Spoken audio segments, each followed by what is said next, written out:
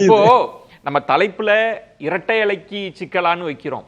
ஆனா அரசியல் ரீதியில பாக்குறப்ப திரு கேசிபி அவர்கள் சொல்வது இபிஎஸ் அவர்களுக்கு சிக்கலாம், இபிஎஸ்க்கு ஒரு நெருக்கடி. ஒத்துக்கிட்டா இந்த சிக்கல்லாம் இருக்காது. ஒத்துக்கொள்ளவில்லை அப்படின்னா ஷியாம் அவர்கள் சொன்ன மாதிரி லீகல் ஸ்பேனர் இருக்கு. இப்ப சட்ட இதை வச்சுக்கிட்டு நாங்க நெருக்கடியா உங்களுக்கே கொடுப்போம், அல்லது இபிஎஸ் இல்லாத அதிமுகவை நோக்கி நகரும் அப்படின்ற பார்வையை எப்படி எடுத்துக்கிறீங்க? இது நீதிமன்றத்தின் பார்வையில் நடக்கக்கூடிய தேர்தல் ஆணையத்திற்கு சொன்ன பரிந்துரையின் கீழே நடக்கிற விசாரணை தான் சார் இது. இதில் இது மாதிரியான இந்த லீகல் ஸ்பேனரை வச்சு டைட் பண்ணுவோன்றீங்கல்ல, ஏற்கனவே 15 லீகல் ஸ்பேனரை வச்சு டைட் பண்ணீங்க. அதெல்லாம் தாண்டி உச்சநீதிமன்றம் பொதுக்குழு செல்லும்னு சொல்லி அதை விட பெரிய லீகல் பேனர் உச்சநீதிமன்றம், அந்த நீதிமன்றம் அனுமதி கொடுத்துருச்சு. இப்போ இங்கே தனி மனிதர்களால் ஒரு தேர்தல் ஆணையத்திற்கு மனு கொடுத்திருந்தா நீங்க சொல்றபடி பாஜகவோ அல்லது தேர்தல் ஆணையமோ அந்த பாட்சாலா இனிமேல் பலிக்காது.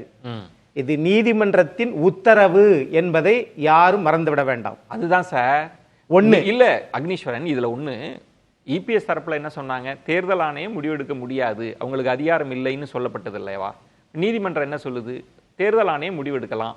இப்போ கேசிபி அவர்கள் சொன்ன மாதிரி பைலாக்குள்ளெல்லாம் தேர்தல் ஆணையம் வந்தால் உங்களுக்கு சிக்கலே இல்லையா, நெருக்கடியே இல்லையா? நான் கேட்குறேன் சார், தேர்தல் ஆணையத்திற்கு 2 விதத்தில் தான் சார் அது இயங்க முடியும். ஒன்று, மக்கள் பிரதிநிதித்துவ சட்டத்தின்படி சட்டமன்ற உறுப்பினர்கள், நாடாளுமன்ற உறுப்பினர்கள், இந்திய நாட்டினுடைய முதல் குடிமகனாக இருக்கக்கூடிய ஜனாதிபதி தேர்தல், இது 3 தேர்தலை நடத்தி ரிசல்ட்டை கொடுக்கும். சரி, அடுத்து எந்த கட்சிக்கு என்ன சின்னம் பதிவாகி இருக்கக்கூடியது. அதை விட இன்னொரு விஷயம், இவங்க சின்னத்தை பேரா 15 என்று சொல்றாங்கல்ல, 29A அந்த கட்சியினுடைய தலைவர் எது, செயலாளர் எது, யார், எத்தனை உறுப்பினர்கள், அதனுடைய உபவிதிகள் என்ன, கட்சி விதி, இதைத்தான் சொல்லும். அப்ப அதை சின்னத்தை ஒதுக்குவது, தேர்தலை நடத்துவது, இதற்குத்தான் தேர்தல் ஆணையத்துக்கு அதிகாரமே ஒழிய, தராசு ஷியாம் சார் சொன்னது போல தேர்தல் ஆணையம் விசாரிக்க கூடியது. வாப்பா இங்க வா, நீங்க ஓபிஎஸ் இங்க வாங்க, நீங்க இபிஎஸ் தரப்பா இங்க வாங்க, சசிகலா தரப்பா இங்க வாங்க, திரு டிடிவி தினகரன் தரப்பா தணிக்கை ஆரம்பிச்சிட்டாங்களா, அவங்க எல்லாம் போங்க, அந்த வாய்தா அடுத்த வாரம் வாய்தா என்று சொல்லுவது அல்ல தேர்தல் ஆணையம். கேட்டுங்களா, அதிமுகவோட பைலா என்ன, அந்த பைலா என்ன சொல்லுது, அந்த பைலா ஏன் இப்படி திருத்தப்பட்டிருக்கிறது, அடிப்படை தொண்டர்களுக்கான இயல்பான இயற்கை நீதி மறுக்கப்பட்டிருக்கிறது அப்படின்னு எடுக்க முடியாதா? ஏற்கனவே இருந்த 15 வழக்குகளிலும் இதை நீங்க சொன்னீங்களே, உச்ச நீதிமன்ற பொதுக்குழு செல்லும் சொல்லிச்ச, அந்த பைலாவை திருத்தித்தான 2 பொதுக்குழு கூட்டி ஒரு பொதுச் செயலாளர் அங்க வந்திருக்கிறார். இருக்கிற பெரிய சிக்கல் அக்னீஸ்வரன், பலருமே கோடிட்டு காண்பித்தது, பல தீர்ப்புகள்ல நீதிமன்றம் கொஞ்சம் தள்ளி இருந்துகிட்டு இதை அவங்க பார்த்துப்பாங்க, இதை உரிமையியல் நீதிமன்றத்துல பார்த்துப்பாங்க, இப்படி தள்ளி தள்ளி தான் பந்துகள் தள்ளப்பட்டு கொண்டிருக்கிறது. இப்ப சொல்வது நெருங்கி வந்துருச்சு, நட்டு டைப் பண்றாங்கன்றதுதான் இப்ப கேசிபி பார்வை. அப்ப நான் என்ன சொல்றேன்னா, ஈரோடு கிழக்கப்ப ஒரு சின்ன கிளாரிட்டி மட்டும் கொடுத்துறேன். அக்னீஸ்வரன் கருத்துல நான் குறுக்கிடல. அதாவது சிவசேனா வழக்கு அதுல திருத்தப்பட்ட விதிகள் வந்துச்சுங்க. சிவசேனா வழக்குல ஷிண்டே காலகட்டத்துல திருத்தப்பட்ட விதிகளை அவங்க தேர்தல் ஆணையத்துக்கு கொடுக்கவே இல்லை. அப்போ திருத்தப்பட்ட விதிகள் படி ஆர்குமெண்ட் வரும்போது தேர்தல் ஆணையம் எங்களோட ஆவணத்துல அது இல்லை, எனவே நாங்க அதை எடுத்துக்க முடியாதுன்னு சொல்லிட்டாங்க. இங்க என்ன பிரச்சனைனா, திருத்தப்பட்ட விதி தேர்தல் ஆணையத்துக்கு கொடுக்கப்பட்டு பரிசீலனை செய்யப்பட்டு அது ஒத்துக்கொள்ளப்பட்டு விட்டது. இணையத்துல ஏத்திட்ட தேர்தல் ஆணையத்துக்குள்ளே நீங்க எப்படி திருப்பி போக முடியும்? சுருக்கமா அக்னீஸ்வரன் சொல்றது சரினா, அப்ப சசிகலா எப்படி 2017 வீழ்த்தப்பட்டார்? அன்னைக்கு அவர்கிட்ட தானே மெஜாரிட்டி எம்எல்ஏஸ் இருந்தாங்க, அவர்கிட்ட தானே மெஜாரிட்டி பொதுக்குழு இருந்தாங்க, எல்லாமே அவர்கிட்ட தானே மெஜாரிட்டியா இருந்தது. எப்படி சசிகலா வீழ்த்தப்பட்டார்?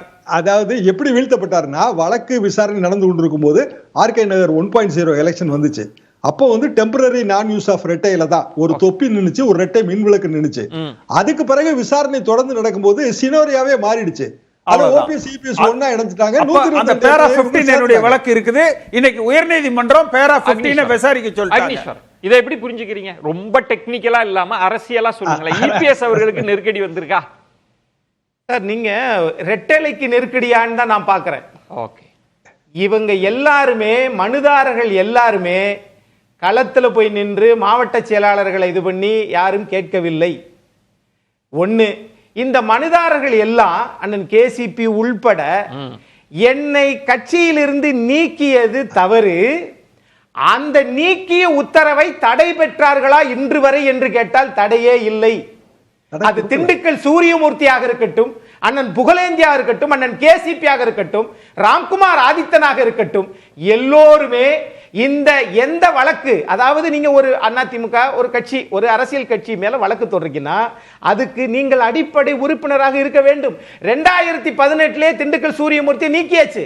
அவர் 2021 பொதுச் செயலாளராக இருக்கக்கூடிய எடப்பாடி பழனிசாமி 2021 எடப்பாடியிலே போய் நின்று அவருக்கு எதிராக களமிறங்கினார். எப்படி நீங்கள் பிரிமா ஃபேசி என்று சொல்லக்கூடிய உங்களுக்கு இல்லாத போது எப்படி நீங்கள் இந்த வழக்கினை எடுத்திருக்கிறார்கள்? ஒருவேளை இப்படி நீங்க பார்த்தா கூட 2021 பொது தேர்தலில் இதே சின்னம் இருந்ததா இல்லையா? 2024 நாடாளுமன்ற தேர்தல் இருந்துச்சா இல்லையா? நீங்க இதே தமிழ்மகன் ஹுசேன் அவைத்தலைவர் உச்ச நீதிமன்றத்தில் பிரமாண வாக்குமூலம் போட்டாரு. அப்போ உச்ச நீதிமன்ற நீதிபதி தீர்ப்பை விட, சென்னை மாண்புமிகு உயர் நீதிமன்ற நீதிபதிகள் தீர்ப்பை விட, நீதிபதியின் தீர்ப்பை விட தேர்தல் ஆணையம் என்று சொன்னால், பைலா டெஸ்ட் என்று சொன்னால், இது பாராளுமன்றத்திலேயே சட்டமே தேர்தல் ஆணையத்துக்கு திருத்தம் இல்லையே. நீங்க தான் நீங்க டெஸ்ட் சொன்னா பெரும்பான்மை டெஸ்ட் தான் சார். ஒரே லைன் தான். லட்சுமி தலைமை கழகத்தால் கொடுக்கப்பட்ட உறுப்பினர் அட்டை 2024 வரை அதை எடுத்து வச்சுட்டு எடப்பாடி பழனிசாமி ரிசைன் பண்ணிடுறாரா? அப்ப நீங்க நீதிமன்றத்துல போய் சொல்லிருக்கீங்க. எடப்பாடி பழனிசாமி சார்பா அக்னேஸ்வரனை சொல்லுங்க. இந்த மனுதாரர்களில் இருவர் உறுப்பினர் அட்டை 2024 வரை எடப்பாடி பழனிசாமி கையெழுத்திட்டு புதுப்பித்து அந்த உறுப்பினர் அட்டையை கொடுத்தால் அது உண்மையா பொய்யான்னு சிபிஐ விசாரிக்கட்டும். எடப்பாடி பழனிசாமி ராஜினாமா செய்கிறாரா? சொல்லுங்க.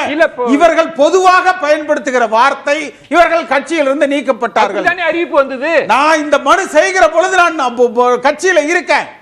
கட்சியில இருக்கிற பொழுது செய்த மனு. ஓகே, அது நீக்கியது உங்களை நீக்கி விட்டார்கள் இல்லையா?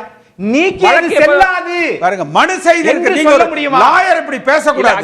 மனு செய்திருக்க 2017 தேர்தல் ஆணையத்தில் மனு கொடுத்தீங்க. ஒரு பாயிண்ட் சார். அப்ப ஒரு சார் இதுக்கு தராசு சாம் சாரும் இப்ப சாரும் சொல்லட்டும், அந்த கேசிபி சொல்லட்டும்.